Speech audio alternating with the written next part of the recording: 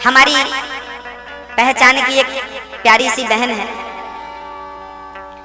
उस बहन जब वो 18 वर्ष की पूरी हुई और शादी के योग्य हुई तो माँ बाप ने बढ़िया सा लड़का खोजना शुरू कर दिया, पर उसका मन कहीं और लगा था। उसने अपनी माँ से कहा, माँ मैं इस लड़के से विवाह करना चाहती हूँ। माँ ने बहुत समझाया, बेटी क्या मैं तेरा बुरा चाहूंगी? पिता ने समझाया, बेटी क्या मैं तेरा बुरा चाहूंगा? ये लड़का ठीक नहीं है। मैं इस लड़के को भली भांति जानता हूँ। ये हफ्ते भर पहले मुझे किसी और लड़की के साथ दिखा था, इसलिए ये लड़का तेरे योग्य नहीं है। ये इससे नाता तोड़ दे, ये ठीक नहीं है। पर लड़की कहाँ मानने वाली? दिल लगा गधी से तो परी किस काम की। हाँ हाँ, नहीं मानी। माँ बाप ने लाख समझाया, परिवार ने समझाया, लोगों ने समझाया, नहीं मानी। लड़के के साथ चली गई, शादी कर लिया, कोर्ट मैरिज कर लिया। शादी हुई 15 दिन बाद, 20 दिन बाद, 25 दिन बाद, महीने भर बाद। महीने भर तक तो ठीक चला। इसके बाद ताने मिलने शुरू हो गए। ससुराल से कुछ लेकर नहीं आई, खाली हाथ आ गई। तेरे से अच्छी लड़की तो हमारे लड़के को मिल जाती। अब लड़का भी कहने लगा कि हमको तो तेरे जैसे लाख मिल जाती। बात बिगड़ती गई। साल भर नहीं हुआ, लड़की ना घर की रह गई ना घाट की रह गई। ऐसे एक केस नहीं है, आपके पड़ोस में झांक कर देखना, आपके पड़ोस में भी 1-2 केस ऐसे दिख जाएंगे। होता है ऐसा कि नहीं? आपकी अड़ोस पड़ोस में एक आध मिल जाते हैं ऐसे। हाँ या ना? हाँ या ना? जोर से बोलो। हाँ, पर कौन समझाए दुनिया वालों को? उस लड़की को माँ बाप की बात समझ में क्यों नहीं आई? क्योंकि उसकी बुद्धि भ्रष्ट हो चुकी थी। विनाश काले, विपरीत बुद्धि, जिसका विनाश होना है उसको समझ में कहाँ आता है। ऐसे दुर्योधन का भी विनाश होना था, इसलिए भगवान कृष्ण की बात उसे समझ में नहीं आ रही है। इसलिए मैं आपसे निवेदन कर दूं, जब आपके बड़े समझाएं तो आपका डिसीजन छोड़कर, आपकी हट छोड़कर और बड़े बुजुर्गों का आदर करना चाहिए, उनकी बात को तवज्जो देना चाहिए, महत्व देना चाहिए, तब आप सुखी रहेंगे। अन्यथा आप अपने पाँव में कुल्हाड़ी मार लेंगे। और अब पछताए होते क्या जब चिड़िया चुग गई खेत। दुर्योधन ने बहुत, भगवान ने समझाया, नहीं माना। पितामह ने कहा, बेटा ये भगवान है, इनसे पंगा मत ले। तब दुर्योधन को समझ में आया, ये तो भगवान है, अच्छा युद्ध करेंगे ना तो हमको इनकी भी आवश्यकता पड़ेगी, महागठबंधन करना पड़ेगा ना हमें भी। दुर्योधन बड़ा चतुर था। दुर्योधन ने पहले ही भगवान को पटाना शुरू कर दिया। सुनो, दुर्योधन को पता था कि हमें गठबंधन तो करना पड़ेगा, क्योंकि अपनी तो दाल गलने वाली नहीं अकेले में। तब दुर्योधन ने कृष्ण को सेट किया। सुनो यहाँ कन्हैया, हमारी माँ ने आपके लिए 56 भोग बनाए हैं, चलो। अच्छा, मनाया कैसे जाता है? पार्टी वार्टी दो, आदमी मान जाता है। तो दुर्योधन ने भी भगवान कृष्ण को पार्टी देना शुरू कर दिया। हमारी माँ ने 56 भोग बनाए हैं। एक सज्जन हमसे कह रहे थे, आजकल तो एक बोतल शराब में सरकार बन जाती है। हमने कहा यह बात महाभारत में लिखी है। दुर्योधन ने भगवान कृष्ण को भोजन करा के अपने पक्ष में करना चाहा था। मेरी माँ ने 56 भोग बनाए हैं। मेरी माँ ने 56 भोग बनाए हैं, चलो जरा कर लो। भगवान बोले ना, हम आपके घर का भोजन नहीं करेंगे। देख लेना, राजनीति को जानने और समझने वाले लोग यहाँ बैठे हैं, तो महाभारत किस ओर हमें इशारा कर रहा है समझिएगा। भगवान किस ओर इशारा कर रहे हैं जरा आप समझिएगा। भगवान श्री कृष्ण ने दुर्योधन की राजनीतिक भाषा को जान लिया और भगवान ने दुर्योधन के 56 भोग को ठुकरा दिया। भगवान देखिए, यदि हमने आपका अन्न खाया है, यदि हमने आपसे लिया है, तो हमें आपसे दबना पड़ेगा। आप जो कहेंगे वो हमें करना पड़ेगा। साहब, आपने हमारे घर रोटी खाई थी, भूल गए क्या? आप दुहाई देते रहेंगे और हमें अपनी रोटी के तले दबाते रहेंगे। इसलिए भगवान ने रोटी 56 भोग ठुकरा दिए। हम अभिमानी के 56 भोग नहीं, हम तो प्रेमियों के घर जाकर छिलके खा लेंगे, पर तुम अभिमानियों के घर 56 भोग नहीं खाएंगे। भगवान बोले, हमें तेरे साथ गठबंधन नहीं करना, हम चले विदुर की पार्टी में। और विदुर जी के पास गए। वो भले गरीब है पर नेक इंसान है। देखिए भगवान किसे चुनते हैं। दुर्योधन पावरफुल आदमी था, धनवान था, पर भगवान ने धनवान का और पावरफुल आदमी का साथ नहीं दिया, क्योंकि वो अधर्म से जुड़ा हुआ था। क्योंकि उसके हाथ आतंकवाद से जुड़े थे, उसकी जड़ आतंकवाद से जुड़ी थी। भगवान ने कहा यदि ये इसका मैंने साथ दिया तो ये मेरे साथ का और दुरुपयोग करेगा, इसलिए भगवान ने कौरवों का साथ ना देकर पांडवों का हाथ पकड़ा, क्योंकि इनके हाथ धर्म से जुड़े हुए हैं, इनकी जड़ें धर्म से जुड़ी हुई हैं, और ये इनका साथ देंगे तो इनको बढ़ाने से धर्म बढ़ेगा। और धर्मो रक्षति रक्षितः, भगवान जिसलिए अवतरित हुए हैं, विप्रधेनु सुर संतहिता परित्राणाय साधूनां विनाशाय च दुष्कृतां धर्म संस्थापनार्थाय संभवामि युगे युगे। भगवान धर्म की स्थापना करने आए हैं, और धर्म की स्थापना करनी है तो जो व्यक्ति धर्म से ऑलरेडी जुड़ा है हमें उसका सपोर्ट करना चाहिए। जो व्यक्ति अधर्म से जुड़ा है हम उसका सपोर्ट क्यों करें? आप बताइए, जो पाकिस्तान से जुड़ा है क्या आप उसका सपोर्ट कर सकते हैं? हाँ या ना? हाँ या ना बोलो। नहीं, हम कभी नहीं कर सकते। हम तो उनका सपोर्ट करेंगे जो हमारे सनातन धर्म से जुड़े हैं, संस्कृति से जुड़े हैं, संस्कारों से जुड़े हैं, भारतीय परंपरा से जुड़े हैं, भारत से जुड़े हैं। जो व्यक्ति मर सकता है पर अपनी मिट्टी से गद्दारी नहीं कर सकता, ऐसे लोगों के साथ हमें खड़े हो जाना चाहिए। और जो अपनी माँ के सगे नहीं हो पाते, मिट्टी के सगे नहीं हो पाते, भारत माँ के सगे नहीं हो पाते, उनके साथ खड़े होने से क्या होगा? पहली भक्ति है राष्ट्र भक्ति।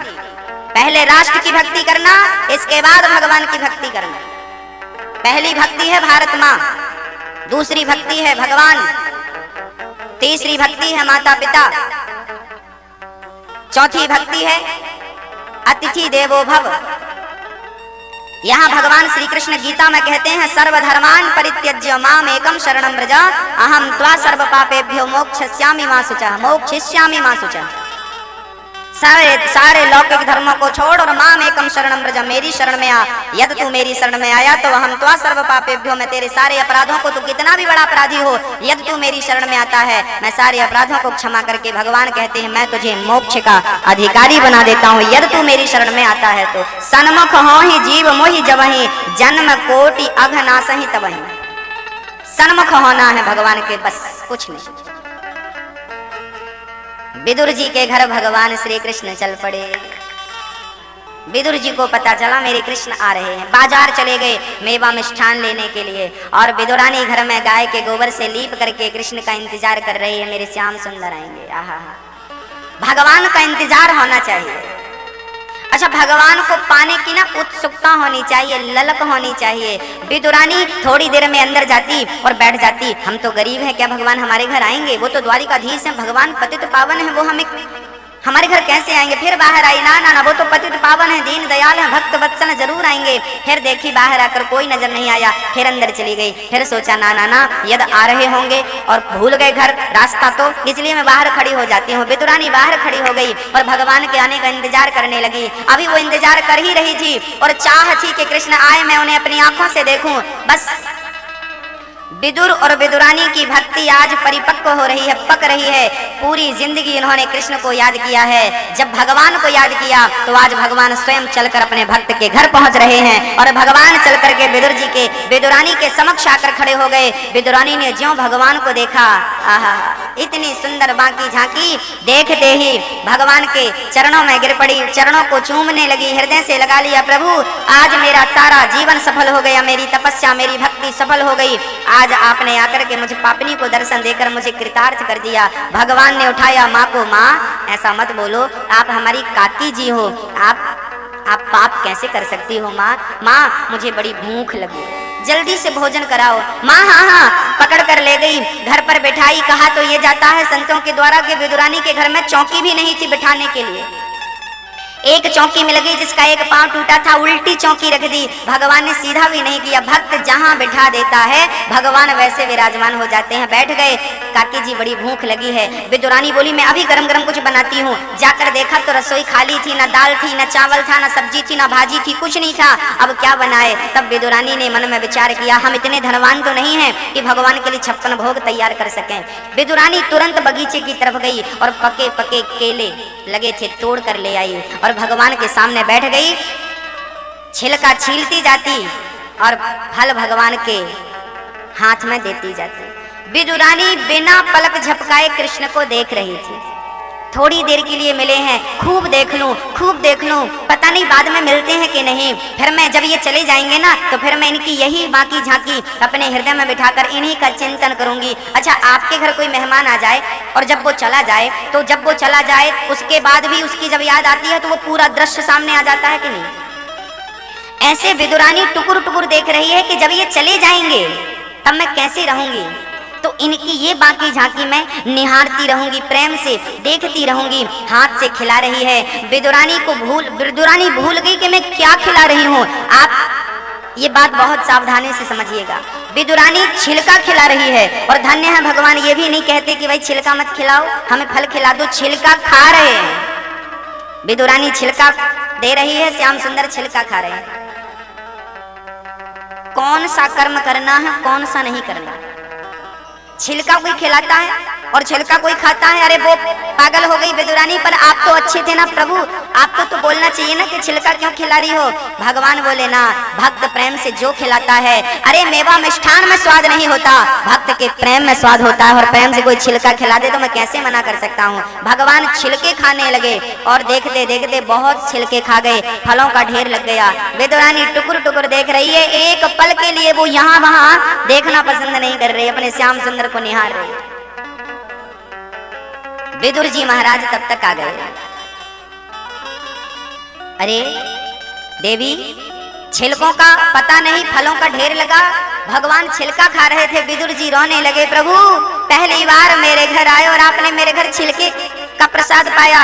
ए देवी, क्या किया आपने भगवान को छिलका। अब विदुरानी को लगा राम राम राम राम, मैंने भगवान को छिलके खिला, बड़ी अपराध हो गया प्रभु, क्षमा करना। चरणों से गिर पड़ी, प्रभु मैंने छिलके खिला दिया, अपराध हो गया। भगवान बोले कोई बात नहीं, कोई बात नहीं, आपका स्वाद, आपका प्रेम बहुत अच्छा है। तब तक विदुरानी ने एक थाली निकाली, पत्तल निकाली और जो विदुर जी बाजार से लेकर आए थे वो परोस दिया और भगवान के समक्ष रखा। प्रभु आपको दासी ने छिलके खिला दिया, अपराध क्षमा करना प्रभु। और भगवान को अब 56 भोग खिला रहे हैं। विदुर जी महाराज भगवान के लिए बढ़िया सी रसमलाई लेकर आए थे, रबड़ी लेकर आए थे और बढ़िया बढ़िया सब व्यंजन लेकर आए थे, बादाम काजू पिस्ता सब लेकर आए थे। और भगवान ने सब चखे, पर चखकर भगवान ने कहा, विदुर जी एक बात कहूँ। हाँ हाँ प्रभु कहिए, कैसा लगा। भगवान बोले, जैसा स्वाद मुझे छिलकों में आया वैसा स्वाद आपके इस भोग में नहीं आया। क्या बताऊं क्या स्वाद था उन छिलकों में। आज तक मैंने वैसे केले नहीं खाए, आज तक मैंने ऐसा प्रसाद नहीं ग्रहण किया जैसा प्रसाद आज ने हमें विदुरानी ने ग्रहण कराया। इसका अर्थ क्या है। विदुर जी दासी पुत्र थे, आज भगवान पहुंच गए और कल्याण करते हैं। न जाने कौन से गुण पर दया रिधि रीझ जाए। पता नहीं भगवान का कौन सा गुण भक्त को अच्छा लगता है, कब रीझ जाए कब किस पर। विदुर जी के घर जाकर भगवान ने भोग लगाया है छिलकों का। भाव का भूखा हूं मैं और भाव ही एक सार है। और भाव से भजले मुझे तो भव से बेड़ा, यदि भव से बेड़ा पार करना चाहते हो, भव सागर से पार जाना चाहते हो तो भगवान को क्या चढ़ाना, भगवान को क्या समर्पित करना। अच्छा आपके पास क्या है भगवान को देने के लिए, बता दो मेरी माँ, आज बता दो आपके पास क्या है भगवान को देने के लिए। सबसे श्रेष्ठ वस्तु आपके पास क्या है, बोलो मेरी माँ। ओ मैया, ओ मैया बोलो, क्या है आपके पास भगवान को देने के लिए। क्या, सोना चांदी, हीरा मोती। सोना चांदी हीरा मोती की जरूरत भगवान को कहाँ है, क्या जरूरत है उनको। ना उन्हें सोने की जरूरत है ना चांदी की, ना भगवान को धन की जरूरत है ना दौलत की। तो भगवान को क्या, यदि भगवान के मंदिर जाओ और भगवान की भक्ति करना चाहो और भगवान को कभी कुछ देने का मन हो तो भगवान को केवल प्रेम चढ़ा करके आना, श्रद्धा चढ़ा करके आना। प्रेम ही भगवान को पसंद है, राम ही केवल प्रेम प्यारा। क्या दें भगवान को। हमारी आदत है, हम कहीं भी जाते हैं ना, हमें कोई जाने पहचाने या ना जाने पहचाने, हम सबसे राम राम कर लेते हैं, भैया जी राधे राधे, और उसकी तरफ देख कर मुस्कुरा देते हैं, भैया जी राधे राधे। वो बहुत देर तक सोचता है कौन है ये, इसने हमें देखा क्यों, मुस्कुराया क्यों, राधे राधे क्यों कही? वो बहुत देर तक सोचता। हमने कहा पागल क्यों इतना दिमाग में जोर डालता है? अरे ये तो मैं इंसानियत का परिचय दे रहा हूँ कि इंसान इंसान को हंसाने के काम आए, राम राम कहने और कहलवाने के काम आए, और इस काम का भी नहीं है। तो बताइए ये इंसानियत किस लिए मिली है? हम लोग अपनी जान पहचान वालों से ही राम राम करते हैं, गलत बात है।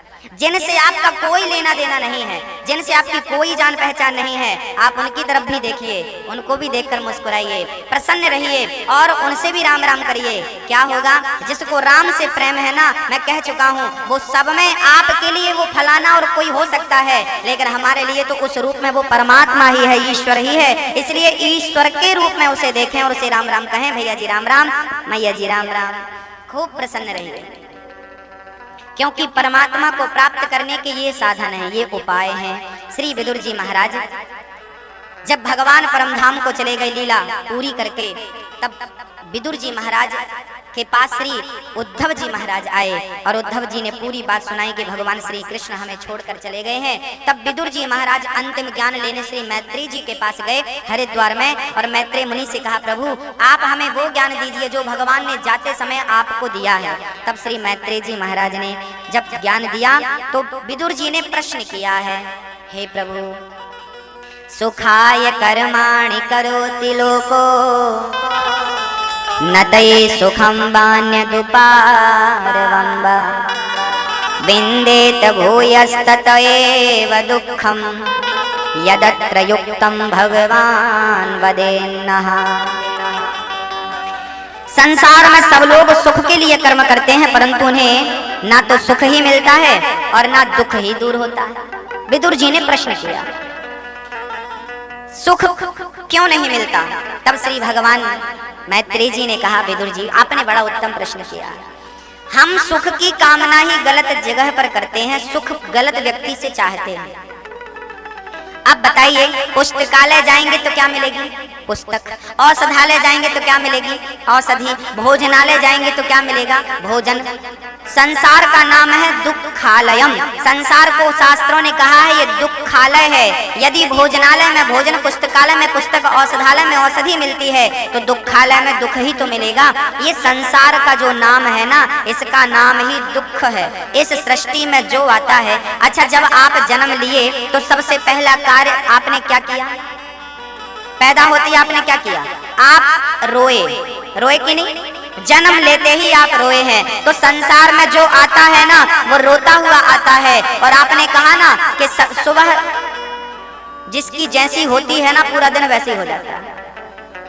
एक दुकानदार हमसे कह रहे हैं कि भाई देखो, पहले ग्राहक हो आप उधार मत मांगना, क्योंकि पहली उधारी हुई तो दिन भर आज दिन बिगड़ जाएगा। सुदन बिगड़ा तो दिन बिगड़ा। पहला ग्राहक जैसा पूरा दिन वैसे ही दिखता है।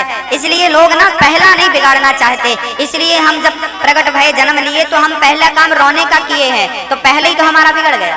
पहले ही रोते रोते आए हैं तो आज भी रो रहे हैं। आज भी रो रहे हैं कि नहीं लोग? अच्छा लड़का नहीं मिला, अच्छा लड़के, अच्छी लड़की नहीं मिली, अच्छा बेटा नहीं मिला, अच्छी पत्नी नहीं मिली, अच्छा पैसा नहीं मिला, सब तो अच्छा पर ये अच्छा नहीं है, बाकी सब ठीक है। ये हर व्यक्ति के घर में बहुत कुछ ठीक है तो बहुत प्रॉब्लम बनी है। इस संसार में शायद ऐसा कोई घर हो जहाँ कोई प्रॉब्लम ना हो, कोई समस्याएं ना हो। बताइए ऐसा कोई घर है जहाँ कोई समस्याएं ना हो? हाँ या ना मैया जी?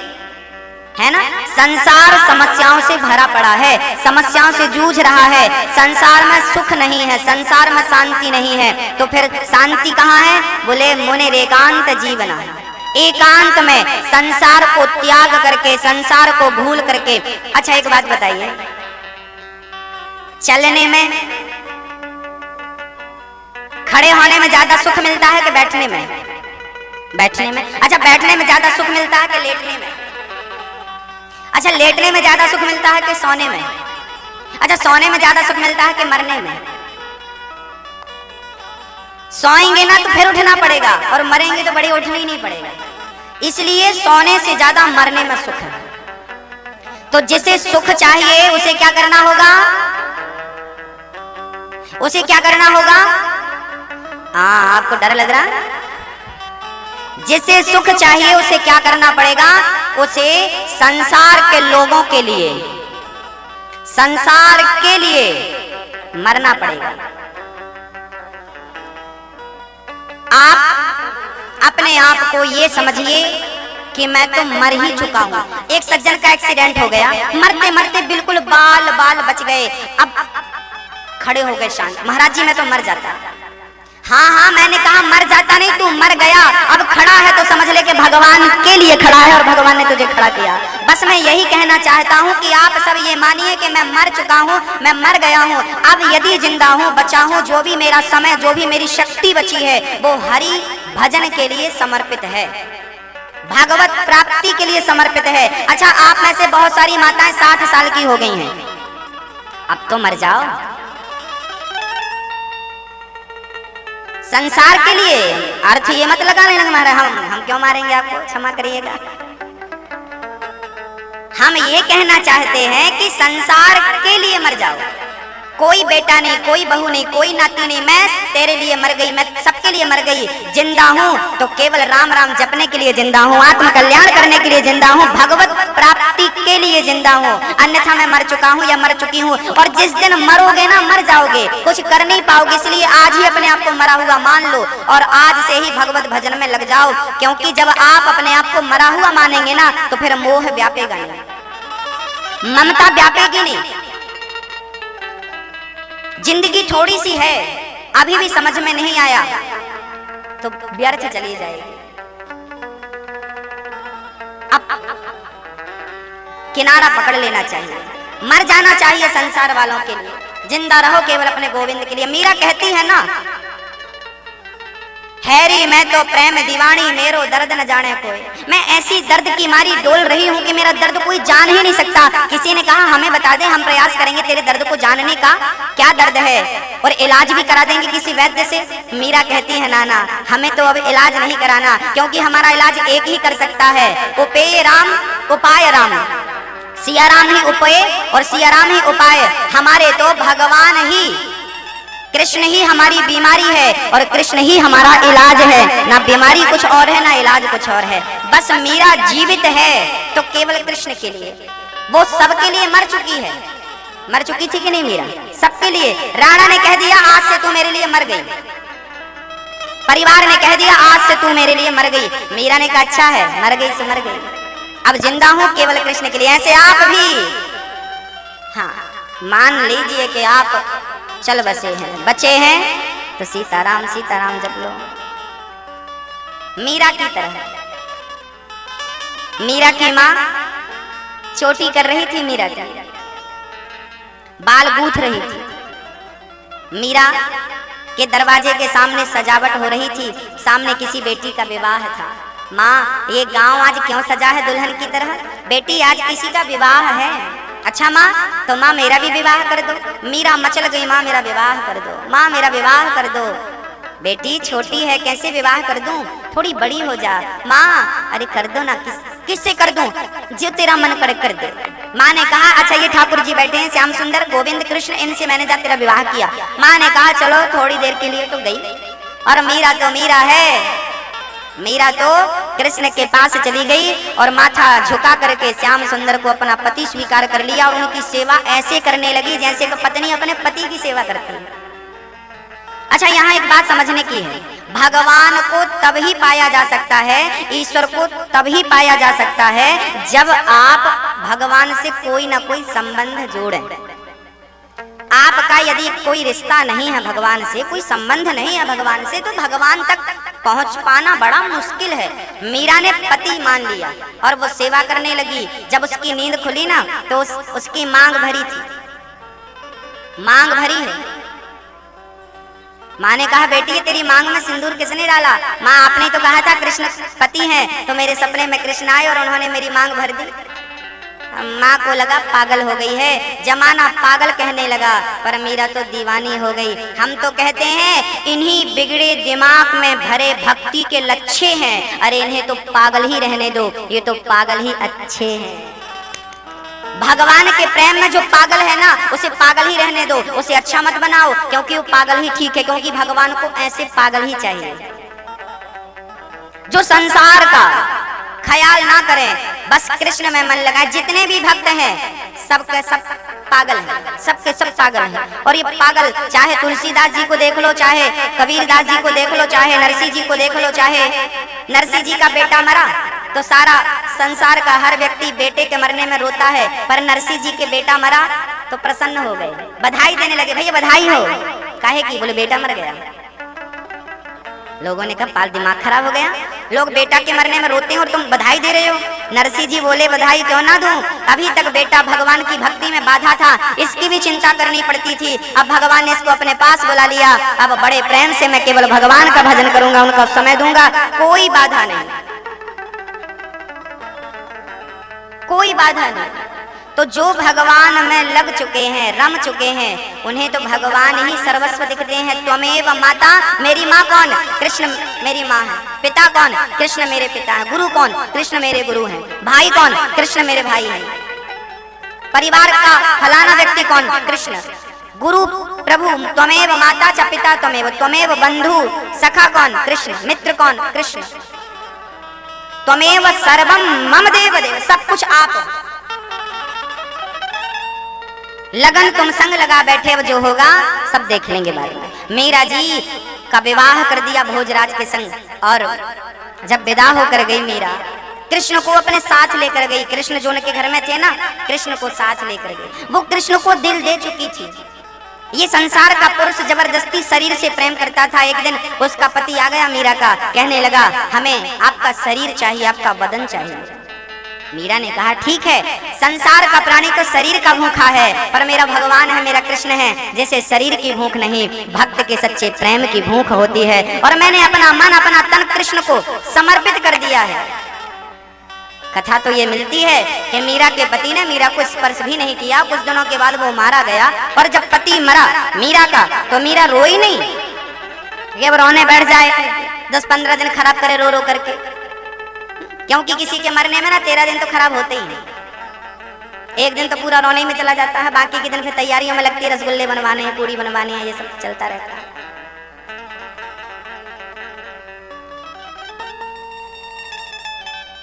समय मत बिगाड़िए, समय कम है।